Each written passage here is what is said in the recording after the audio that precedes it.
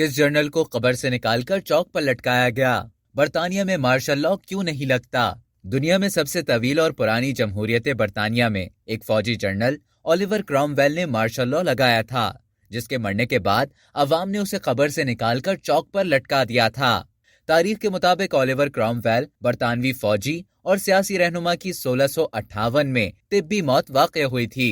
उनकी लाश को वेस्टमिनिस्टर कैथेड्रल में दफनाया गया था। बाद अवाम की जानिब से उनकी लाश को कब्र से निकालकर सर कलम कर दिया गया था। एक अंदाजे के मुताबिक उनके सर को एक गड्ढे में फेंक दिया गया। उस गड्ढे पर आजकल मार्बल आर्च मौजूद है। गड्ढे में फेंकने से कबल उन्हें चंद घंटों के लिए एक पोल पर लटकाया गया था।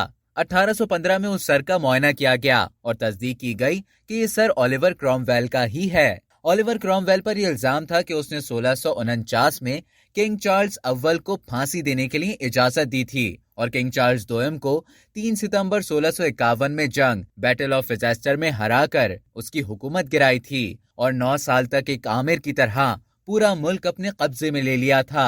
वाज़ेह रहे कि इस वाक़े के बाद आज तक बरतानिया में किसी जर्नल ने मार्शल लॉ नहीं लगाया।